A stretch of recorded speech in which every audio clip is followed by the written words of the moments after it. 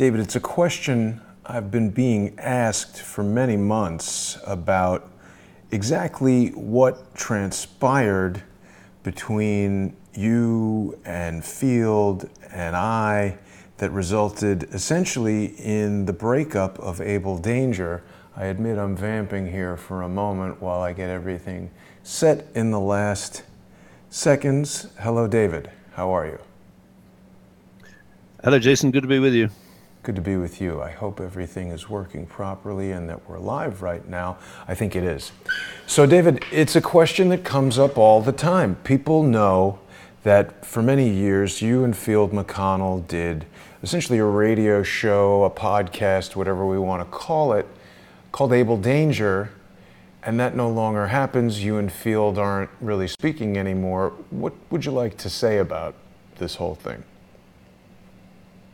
Well, just to run the clock back a little bit prior to my meeting Field McConnell on the telephone on the 6th of December 2006. Prior to that, I'd had an appearance with George Noory on Coast to Coast on September the 11th, 2006, where I'd explained my theory of the use of incendiaries to bring the towers down. And that was very well received. Someone who I believe used to work in the CIA nearly drove off the road when they heard me explain, and I do have a background with explosives and incendiaries, not actually blowing back buildings.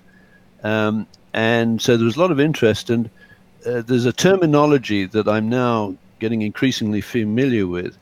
As you approach the heart of a conspiracy, let's say the one that perhaps JFK was describing as we are opposed by a ruthless and monolithic conspiracy, that uses guerrillas by night and armies by day and infiltration instead of invasion. Right. The conspirators will try and organize a trap, which apparently the modern, well, not the modern terminology, but the terminology is a sandbox, into which the people that they fear the most, who might unravel the conspiracy, are tempted.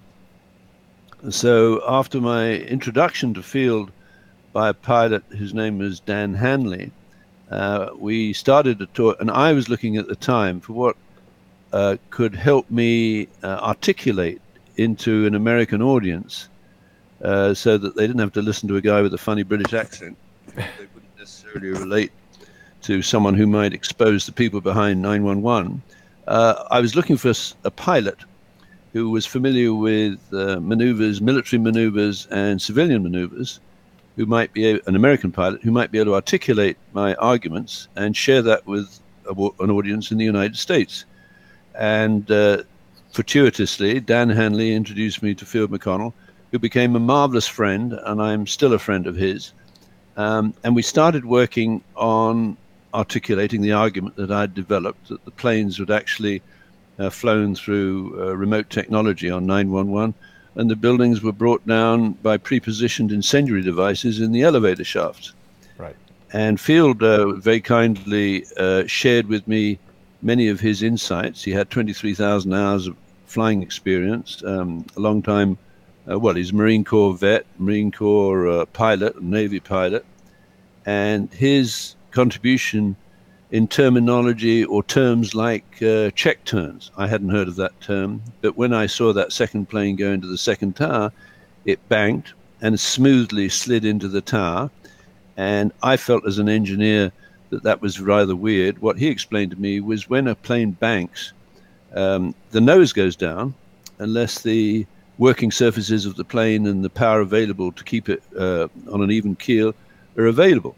And it's fairly obvious that a passenger jet flown by a novice pilot who was mainly trained on Cessnas wouldn't be able to do that. So we talked about the uninterruptible autopilot. And then Field told me something amazing. I can't remember exactly when, but it was fairly early on in our relationship, probably early 2007, or maybe after that conversation in 2006. He said his sister was a powerful bureaucrat. He didn't know much more than that in Washington. And she had called him in December of 1988, asking what she should do in the event of a prisoner mutiny on the plane that they were using to fly prisoners around, in what was, I believe, the United States Marshal's prisoner transportation program. And it was a Boeing 727 that I believe Christine Marcy had acquired with funds, I would allege, stolen from or diverted from the United States Department of Justice Asset Forfeiture Fund.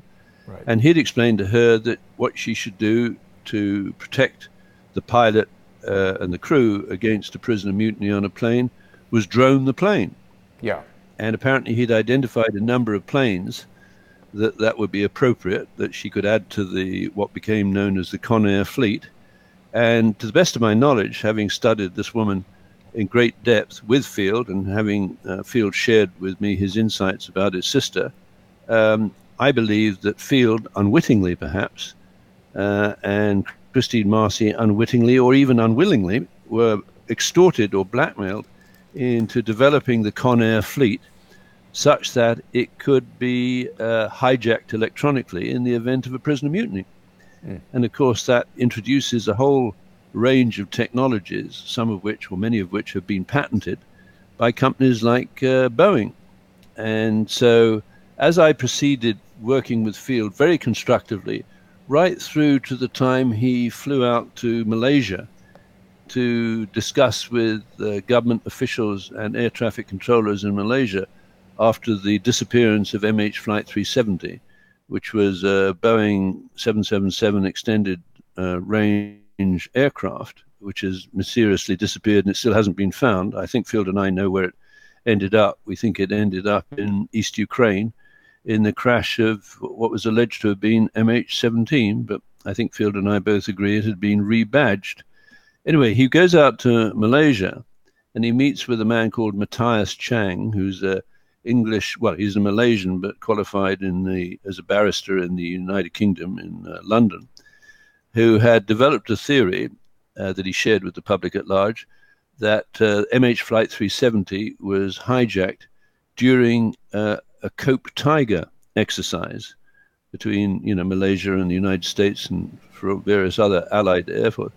So Field explained that the most probable events that had preceded the disappearance of MH Flight 370 was that the plane had been hijacked by the technology, which I don't think he told Matthias that, had been introduced to Field McConnell's sister, Christine Marcy, by Field, and possibly the two, wittingly or unwittingly, willingly or unwillingly, had collaborated to develop the various patented devices needed to take aircraft off their regular en route airway and fly a profile through waypoints to a target. Now, I believe that David, software... Just to clarify, when you say the two collaborated, you mean Field McConnell and Christine Marcy collaborated? Yes, whether wittingly or unwittingly, willingly or unwillingly, that I can't say. I'd like to think that both of them were unwilling, if they were aware of what was going on in the sandbox, so to speak. And if they're witting, of course, that changes a whole different complex on the events of 9/11. But certainly on 9/11, Christine Marcy was then the chief operating officer of the Small Business Administration with a loan portfolio of about $50 billion that's passed out as working capital to companies that are deemed to be disadvantaged because they're owned by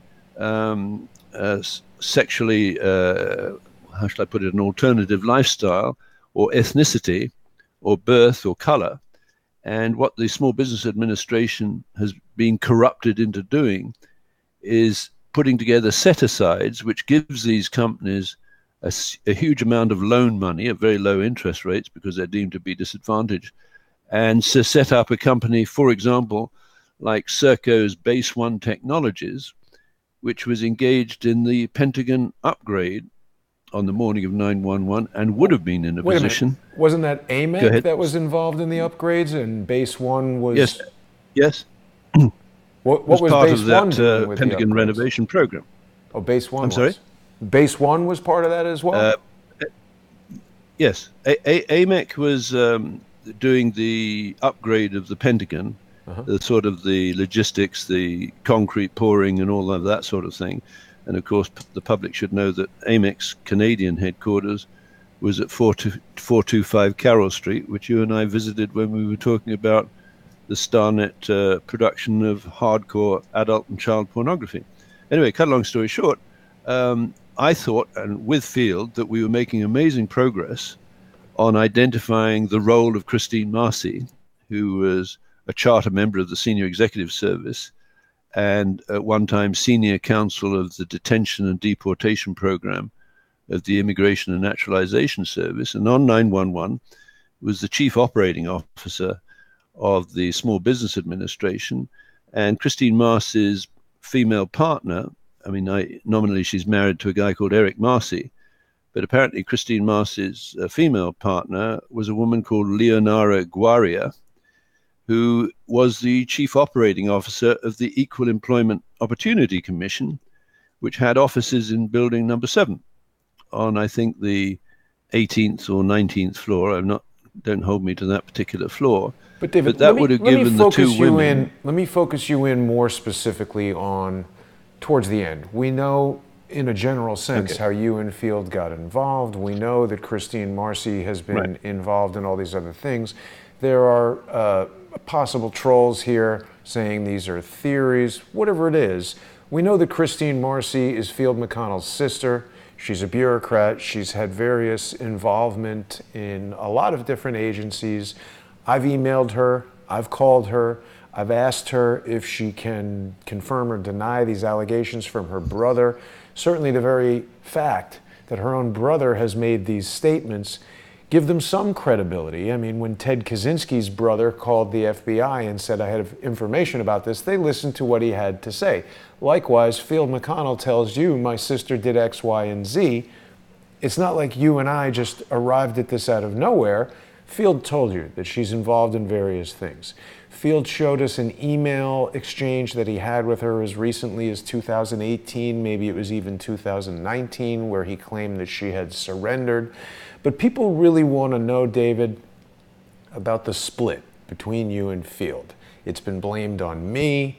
People have said that I somehow bought you or influenced you with money and took you away from Field. Just the other day, Field put out a video talking about how your professional relationship with him was initially you were hired as a writer for his website. And that's a reasonable relationship in my view for him to hire someone to write content that he puts out while he's building a media website is totally reasonable. I also want to reiterate, we're not doing this broadcast to bash Field or create a fight with Field or anything like that. You and I, David, have been very interested in this phenomenon known as social engineering.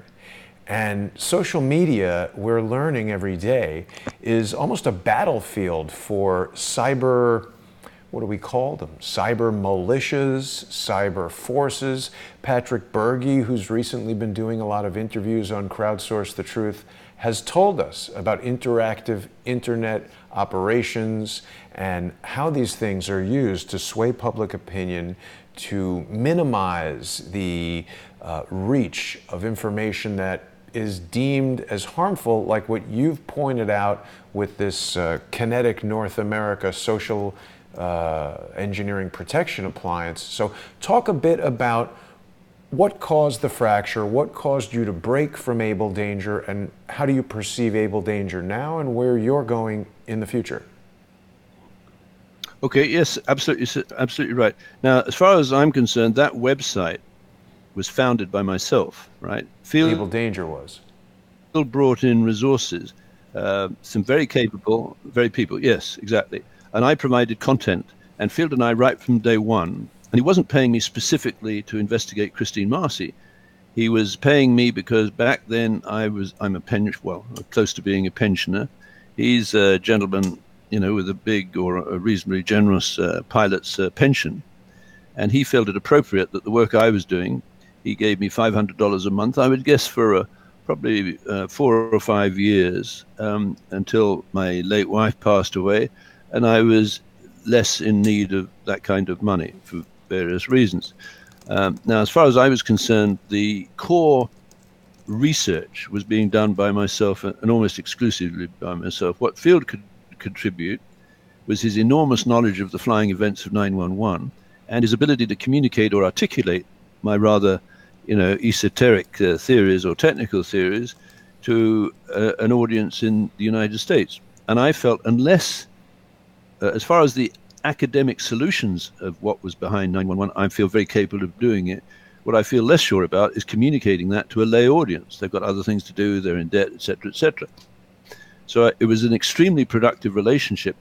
And we went right to the edge, and here's where I come to the sandbox theory. And I would say it's not so much a split from Abel Danger, it's a drift.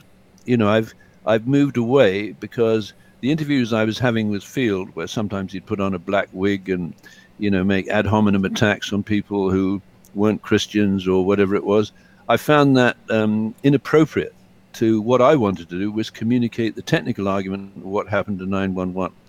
So I started to drift away, but more particularly that accelerated when Field came back from Malaysia after briefing Matthias Chang and senior government officials and air traffic controllers. And I might just point out that the training of Malaysian air traffic controllers in 1995 was handled by a SERCO subsidiary.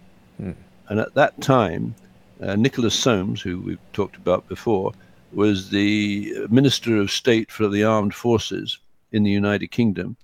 So he would have been very familiar with how the air traffic controllers in Malaysia were trained and disciplined and controlled. So back to the split. So we never had an argument, but we had the minds stop meeting, because I wanted to see, and I don't know quite the procedure in law in the United States, we'd assembled an enormous body of evidence that I think it would have been legitimate for the authorities, the Department of Justice in the United States, where Christine Marcy, was at one time the Assistant Deputy Attorney General under Jamie Gorelick, who was Deputy Attorney General, and Janet Reno, who was the Attorney General. And I might just remind Americans that the Attorney General, Janet Reno, had been alleged to have been a homosexual pedophile abuser, right? And she never sued the guy who said that. Janet Reno was accused of one that? Side. Yes, accused by that she was, I think she'd been arrested for a DUI about 5 times. She'd been found with an underage girl in her car, and she was basically the boss of Jamie Gorelick, who was Deputy Attorney General, and she's called the Mistress of Disasters for her alleged role in putting stovepipes between the CIA and the FBI in the run-up to 911, which meant the CIA wasn't learning about domestic threats from the FBI and vice versa.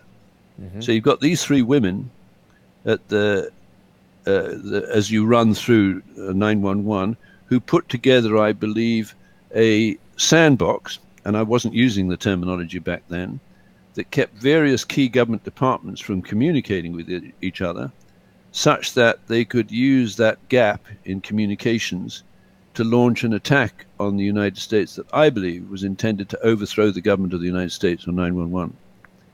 So anyway, so after Field came back from Kuala Lumpur, where he'd had this interesting visit, he was still doing the routines of saying how evil and bad his sister, and let me just add something, and maybe he can endorse that. He told me that Christine Marcy, his sister, and her lesbian partner, Leonora Guaria, had done a tour of Romanian orphanages where there were very vulnerable children available if one wanted to exploit them. Now, am I being frivolous or vexatious or malicious? All I can say is that's what Field told me. Right? So I started to understand that there were pressures, perhaps both on Christine Marcy and Field McConnell, who had spent many years traveling around in planes and checking into luxurious hotels, where perhaps both of them had been entrapped in what I call a pedophile entrapment network of the kind that I believe was operated in Vancouver out of Starnet Communications, that was raided in the 20th of August 1999, and you and I came, we had a very interesting little documentary video about Starnet. But when that raid took place, all of Starnet's alleged records of hardcore adult and child pornography and online gaming in 66 countries was taken away in the 20th of August and a couple of days afterwards and put somewhere. I now believe those systems were installed in 4-star, 5-star hotels where you could actually check into the hotel and download live webcast or podcast or whatever it was of some encounter with a child, that if Americans really understood that, I don't say there'd be riots in the streets, but they'd start to understand the pressure or potential pressure on some of their leaders in David, government. Let me pause you for a cabinet. second, because I want to keep you focused on the story of social engineering as it relates to Abel Danger, and I know you're very compelled to reiterate to everyone the overall story, which we do appreciate. But so you're saying when Field came back from Malaysia, there was some sort of difference. I actually didn't know that, because for me, what occurred was when I went to John B. Wells' Operation Classified event in Dallas, Field was there. Several members of Abel Danger, who I didn't know and had never met, were there. There was a lot of animosity towards me from an individual named Craig something or other, who was there, who was trolling me, who was putting all kinds of negative, hateful comments, anti-Jewish comments, just really directing a juvenile and idiotic campaign towards me. And that caused me to turn away, because what they did was they published an article in abeldanger.org, which is the website that you were writing for, that Field was paying you to write for. And there was this very loose organization of Abel Danger as I saw it, because when I was first coming to understand what Abel Danger was and how you guys interacted with one another, etc., I would see tweets from Abel Danger that were like straight up insulting or false about me. And I'd ask Field, what's going on with this?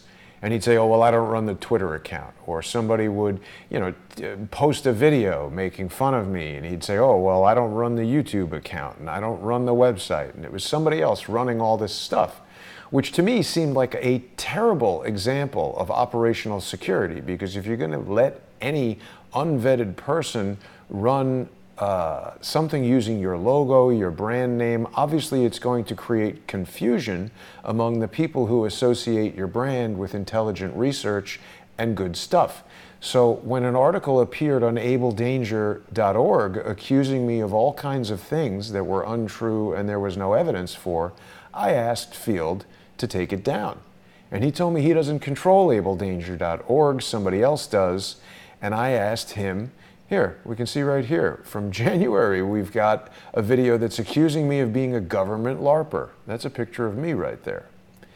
But the point is, Field refused to demand evidence to support the claims made against me or take the video down. I said, have them provide evidence or otherwise take it down. He refused. And I found this to be an unacceptable response, because certainly even if Field doesn't control it, the people that control it are very deferential to Field. If he had said to them with some authority, guys, you need to have some evidence to back this up or take it down. Jason's a friend. Jason is on the show. Jason has me on the show. Jason came to Wisconsin to visit me and meet me and further the working relationship. It made no sense to me why he did that. Talk a bit, David, about what causes you to believe that Abel Danger had been hijacked by social engineers, and go into some detail about that if you could. Yeah, absolutely. Now, both Field and I were more or less technically or technologically illiterate, you see. So I couldn't run that site or set it up and structure it in the way it's been done, which is very professional. So there was a variety of people who controlled the content, and whether or not my arguments were presented in an appropriate way. What I became concerned about is rather the anti-Jewish stuff that was appearing on the page, with which, in a sense, my name was associated. Now, I coined this phrase that Abel Danger is devoted to cloud-centric crime scene investigation, and that's what I stayed with. So this was one of the reasons why I didn't split explicitly, but I didn't like the way that Abel Danger was pointing at particular groups, in case, the Jews and, the arguments about Zionists, et cetera, et cetera. Sometimes the presentation I was put in a collage or a picture with those kind of comments about the Jews, etc. So I didn't want to argue specifically with these people, and certainly I didn't have any control over how the website was structured and what was included. And I started to complain to Field. But like you said, he said, well, I'm not responsible for the content that appears.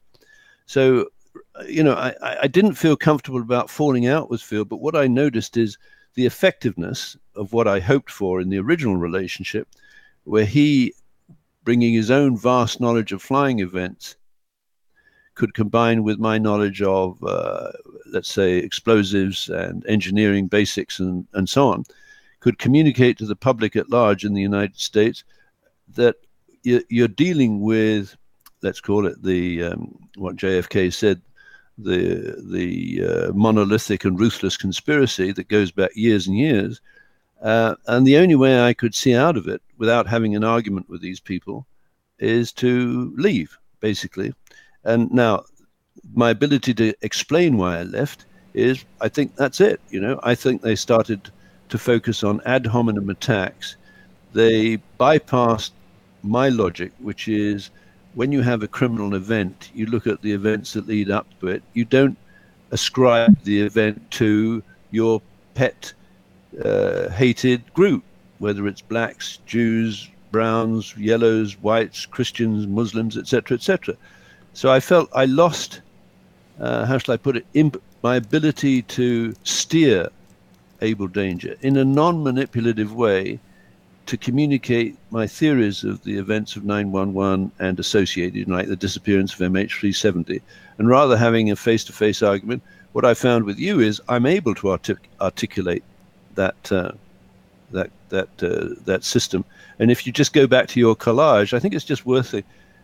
Looking at the collage there and describing how these kind of social engineerings can get away with you. You know, they can take you to places that you don't want to be. And then you're surrounded by social engineers. I mean, let's just take this guy, Tom Thumb. With great delight, he said in an email to me, did you receive money from Field McConnell to investigate his sister? And the answer to that is, I received money, $500 a month from Field McConnell, right, for perhaps the first 4 years of our relationship, to provide content. That's what Fields were. And Christine Marcy was part of that content. It eventually expanded much more to that, to Christine Marcy's networks, let's call them social networks, if you will, and a whole variety of people who would appear not to be interested in the argument, but interested in denigrating myself, because they say I didn't get a scholarship at Queen's College, Cambridge, or, you know, I shouldn't be calling myself a forensic economist, but they're not addressing the core subject, which is who put together the attack of 9/11. So there's a whole bunch of, and then I did this research into various patents. So I discovered Kinetic, which is joined at the hip. It's a British company with SERCO, has a patent for social engineering protection appliance. And if you dig into the wording of that patent, it basically is set up so it can scrub objectionable sites. Well, I think what they were trying to do was scrub Abel Danger as an objectionable site because it was on the path to opening up the analysis of 9/11, which would have led maybe to a whole bunch of people being brought before the courts for wrongful death, I don't know, pedophile entrapment, etc. Yeah. Well, let me just sort of ask you a few things and clarify a few things. So this social engineering protection appliance from Kinetic North America, you've been speaking about this. This is one of the first things I heard you talk about when I first became aware of you, and it wasn't immediately clear to me what it was, what you were talking about. In many instances, you're speaking about things that are so high level, they're really kind of over most people's heads. So I think there is a bit of a learning curve for people who are tuning into Abel Danger or now to David Hawkins' Reverse CSI, which I should mention we're going to begin in just 30 minutes on patreon.com/reverse CSI storyboards, patreon.com/crowdsourcethetruth, and subscribestar.com/crowdsourcethetruth. And just to divert from our main conversation for a moment, David, part of the reason why I wanted to create this method of having sort of a a loosely defined network, if you will, of regular guests like yourself and others who have their own Patreon pages who appear regularly on Crowdsource the Truth, is because I wanted to get away from this type of startup business where I hire people and pay them a certain amount, and then invariably this person says my show is more popular, I want more money, or all these arguments come about. What I thought of was, if everybody had their own Patreon page and we came up with this fairly unique simulcasting approach where we do one video but it plays on your Patreon page and my Patreon page and whoever the guest might be. My feeling was that this created a unique opportunity for everyone involved to earn a living without me being the person who decides what the particular value of any show or any contributor is. It allows individual viewers to become micro-sponsors either of your patreon.com/reverse CSI storyboards page or my patreon.com/crowdsource the truth page, or both. And I feel it is a very unique and innovative business model that brings a high degree of fairness to our business relationship, and I don't want you to ever feel like I've got something over you or you've got something over me. I like these very equitable relationships, so that's why we're doing this. But the social engineering protection appliance that you first spoke about well over a year ago, and many, many years ago, this has been reconfirmed and verified by other guests and other occurrences, including most recently Patrick Berge, who actually worked for Dynology, a company started by Barack Obama's former national security advisor, Jim Jones, and may well have been one of the tools used to spy on Donald Trump. We're learning more every day about how government agencies and contractors to government agencies and private companies are able to use this type of technology to spy on us. And certainly there's been a lot of disruption of what you and I have tried to do, David. People in the chat are telling me that this Children's Crusade thing is still happening and that they've got your name on it. And an individual named Timothy Holmseth has recently become involved with Field McConnell, people are telling us. I believe I've seen Timothy Holmseth on that show. It's interesting to note that Timothy Holmseth is represented by Stephen S. Biss, the same attorney who represents Devin Nunes in a lawsuit against Fusion GPS, where Nunes is defending Bill Browder, an exceptional criminal who's been called out by Vladimir Putin, Donald Trump, and others. He... sorry, I lost my train of thought there. That lawyer also represents Robert David Steele in a lawsuit against me. So it's very strange for me, David, to observe at John B. Wells' Operation Classified event, this guy Craig, who's always been very disruptive and really unreasonably negative towards me, having never met me and not knowing anything about me. He's actively spread false information about me. He was there, and that was the inflection point where a switch flipped, and he started acting very differently towards me, and his refusal to take down that information that wasn't verified, and his refusal to find any evidence to verify it, caused me to terminate my relationship with him. Yeah, and of course this is so subtle, isn't it? Because if you're in the sandbox, by definition, you can't see what's going on outside the sandbox. And if people outside the sandbox are connected over those kind of networks, even if they're not face-to-face or, close friends or whatever it is, they can gradually put together a web of distractors, like you're sued for this, or I'm accused of not having a scholarship from Cambridge University, that's got nothing to do with what we're trying to do, but are very effective in absorbing your time. I mean, I feel for you greatly, but you've wasted hours and hours on defending yourself against some of these people. And for me, I think the American people would be far better served if we could slough off these people and focus on solving the number one issue, which, if we don't solve it, represent, in my opinion, an existential threat to the Republic. And people who don't understand that, let me point out, if that fourth plane had hit the Capitol building, you and I wouldn't have this conversation today. So backing up to this social engineering, there's a variety of people out there where I could detect except I wasn't, although I knew the term sandbox, I never thought that I'd be stupid enough to get caught in it, right? Right. And then I was just recently thinking, well, when did the sandbox get in place as far as David Hawkins is concerned? And I go back to the time in the 1980s, and I'm working with defense contractors like Rakel Defense Electronics or the Marconi Underwater Systems people. And I realize that the people who control those companies, which include the shareholders, some of whom are shareholders in SERCO, may have been watching with dismay as I developed the ground truthing in artificial intelligence, and they decided we got to get this guy in a sandbox. So let's arrange a meeting with Field McConnell. Field McConnell can pay David Hawkins, who we know needs a bit of money, to come into the sandbox with him. And then I don't know if you've heard the phrase, "We'll defeat your revolution by leading it." Right? Absolutely. So Field becomes an apparent friend, and I genuinely value the contribution he made to me in both financial and understanding the flying events of 9/11, which I would never have arrived at. From a strategic point of view, the mere fact that he has a sister who he taught or showed how to hijack planes when she's flying prisoners around, to me is a game changer.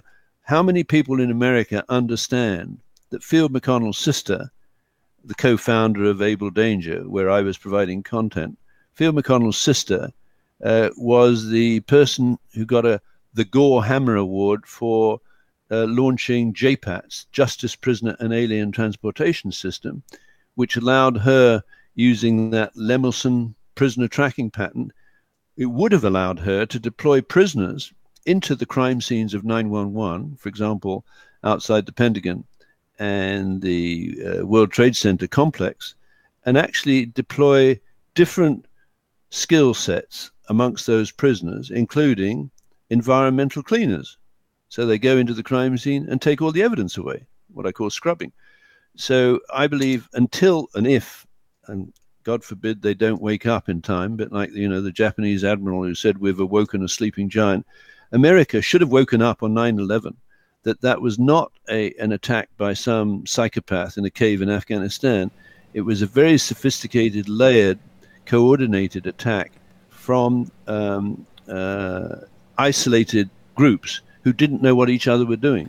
But David, let me keep you focused on the social engineering at Abel Danger and less on the ongoing theory of 9/11, because we discuss that frequently, and we only have a few minutes left to focus on this. Field is now apparently here in the comments, and he's saying that he wants to call in. I don't think we have time to waste with Field right now, but I've said nothing false. Right. An unfounded article filled with lies about me was posted. Field refused to take it down. We're not here to argue with Field. He behaved badly. He's consorting with social engineers. There is no doubt that Timothy Holmseth was or is represented by Stephen S. Biss.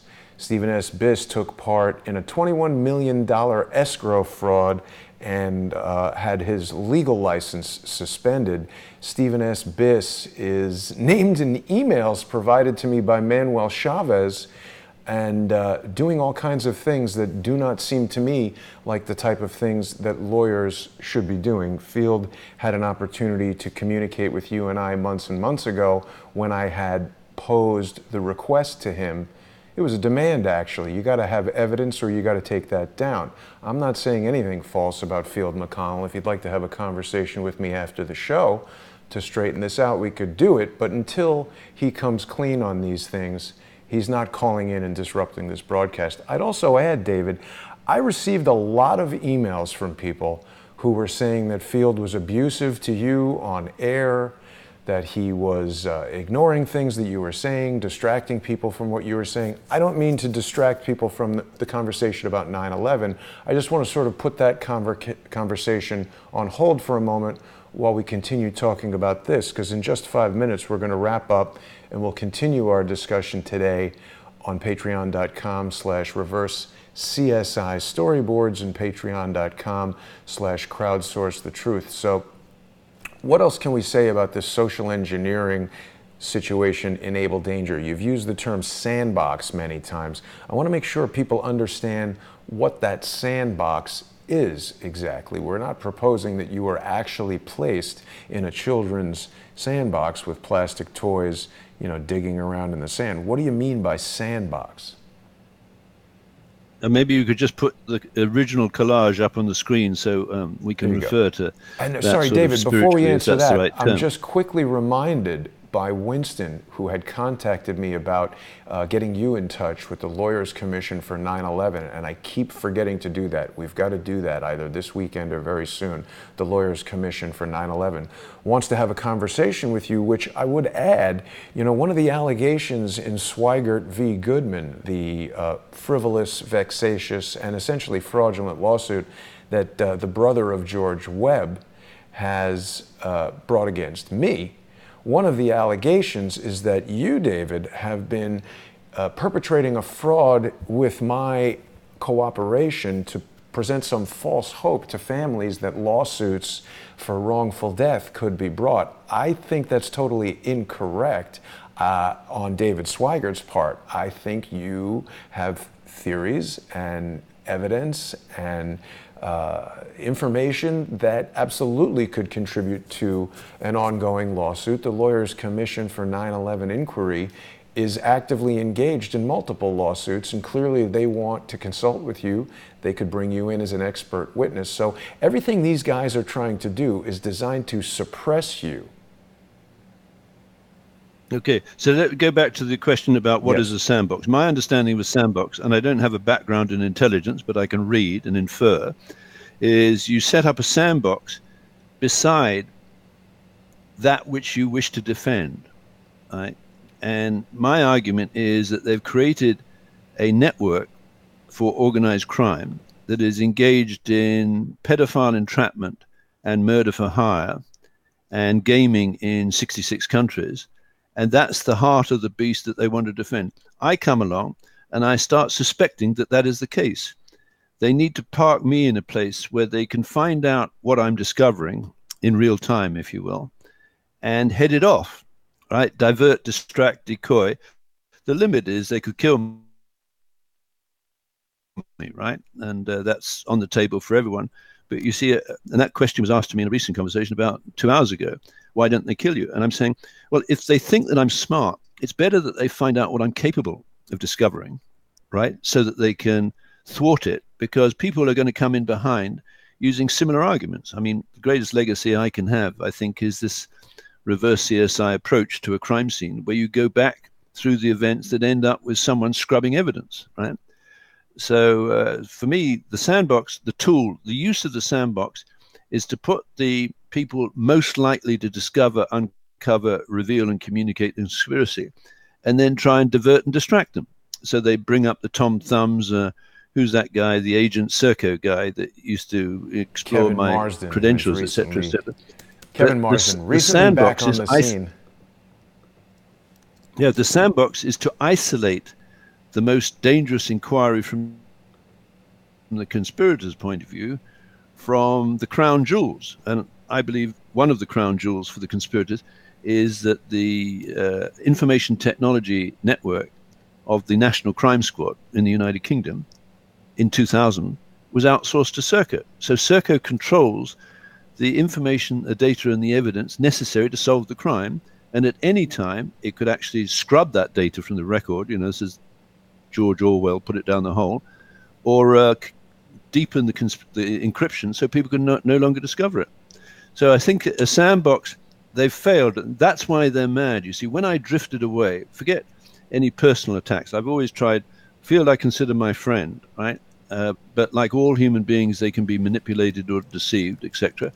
I drifted, or whatever the right word is, away from Abel Danger, because I realized post facto it had been structured or restructured as a sandbox to keep me away from the heart of the conspiracy that includes the people who perhaps are in control of Christine Marcy, Field's sister, and Field himself. I mean, Field has certain needs. He wanted a visa for his fourth wife. Christine Marcy is the former senior counsel for the detention and deportation program of the Immigration and Naturalization Service, could pick up a phone and arrange for Denise to have a visa. Now, sorry, David. the point is we've said a lot of things, and Field has said a lot of things about Christine. I need to pause you for a second because we're almost out of time, David. And we're going to carry on with this conversation when we transition over to patreon.com/reverse-CSI storyboards and patreon.com/crowdsource the truth. I want to send a message to the social engineers who are in our chat right now. Now, there may be some honest people who feel frustrated, David, that you and I have chosen to do this show on Patreon and Subscribestar, but I'm going to say again, for the benefit of those people who maybe don't realize this point of view, and also for the benefit of the social engineers, asking me to not put this show on Patreon like Janet Benz is doing right now, you might as well just ask me to end the show, because David needs food and money for food and rent and his day-to-day life, just as I do, just as everyone does.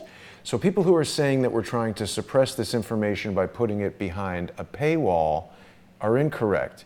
People who are demanding that I put this information out on YouTube should stop doing that, because the reason we do the show on patreon.com/reverse-CSI storyboards and patreon.com/crowdsource the truth is because YouTube is a heavily manipulated environment that these social engineers are very adept at suppressing and deleting channels and doing all kinds of things.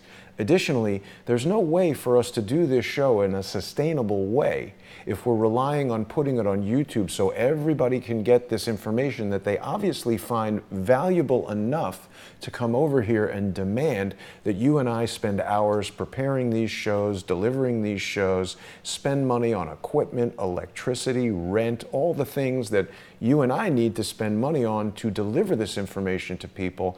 They want us to put it out at our own expense with no income in an environment where it's likely to be struck down and we could get penalized and the YouTube channel would go away. So anyone out there who is an honest person who feels like typing a comment of, oh, Jason, you should make this video for free, they should come over here to my apartment, and whatever their vocation is, if they're a carpenter, if they're a plumber, if they're a chef, they should do their job for free for me. Then they should get on an airplane, purchase an airplane ticket, and fly to Vancouver and go cook David a meal, clean up David's apartment, help him with his day-to-day chores, and we'll demand that you guys do that for free. That'll be a fair exchange. Short of that, I would encourage people to, in just the next few minutes, go over to patreon.com/reverse-CSI storyboards and become a sponsor of David's Patreon channel. If you are using a computer, I'm going to presume that it's plugged into the wall and you're paying someone to give you electricity. I'm going to presume that you have an internet service provider that you pay to bring you the internet. Why don't you call up them? Call your internet service provider right now and ask them if there's an internet plan that you can get that's going to save you $2 per month. And once you get that less expensive plan, send $2 a month to patreon.com/reverse-CSI storyboards. Send an email to your friends about how great this show is, how important David's information is, and help this network grow, so that we're not relying on YouTube and Periscope and Facebook and all these other networks that we're on, but so we can build this Patreon show so that David and I can keep this sustainable and everybody is on fair and equitable ground. David, is there anything you want to say in just the last 2 minutes before we transition over to the Patreon show? Thank you very much for making those statements, and I think I'd like people to understand that once you're caught in a sandbox, there's a variety of ways of shutting down your voice. One is to starve you, or bankrupt you, right, or divert you, or decoy you, or deceive you and your friends, right, until ultimately your voice goes quiet, in which case people like me, and I'm not saying I'm the smartest guy in town. I think it was Cassius Clay said, never I was the smartest, I'm just the greatest. I think I'm a great forensic investigator of these kind of crimes, and I can take them back to, the Jack the Ripper, and that's another discussion. But I think the Sandbox is a tool that has actually been perfected by people in the United Kingdom intelligence services. And right now, many of our listeners, and perhaps some of the trolls, that are coming in, perhaps in good faith. Maybe they think this is a genuine thing to do. I would say it's extremely difficult to realize when you're inside the sandbox and when you're outside.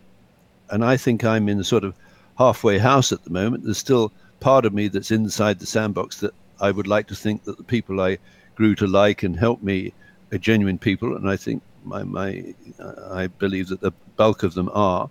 But equally, to understand from outside the sandbox, these people can be manipulated, as I was, and I don't think I'm going to be manipulated any longer. The consequences of me being right, of course, for some of these trolls could be like very severe, because the trolls might find that they're associated with the crimes of 911, perhaps unexpectedly, and there will be serious consequences. I'm not in a position to make threats, but you're dealing with the greatest crime in America's history, and it's unsolved at the moment. Over to you. Thank you for that, David. So we're going to be heading over to patreon.com/reverse-CSI storyboards, patreon.com/crowdsourcethetruth, and subscribestar.com/crowdsourcethetruth. I want to thank all of our generous Patreon sponsors. I hope that some of the almost 700 viewers that we have right now will go to Patreon or Subscribestar right now and join us to help David and I carry on. And one final message for Captain McConnell: if he would like to speak to David or I to straighten any of this out, send an email to truth@crowdsourcethetruth.org or to David's email address that you of course have, and let's arrange the time for the three of us to have a private conversation and work this out. I think we could do a show with Field McConnell if we could sort this out. I'm not saying that we will, but coming in here and putting comments that we're saying things that aren't true is not the way to handle this. David, I'll see you in just a few minutes on Patreon. Thanks very much. Great. Thanks, Jason. Bye now.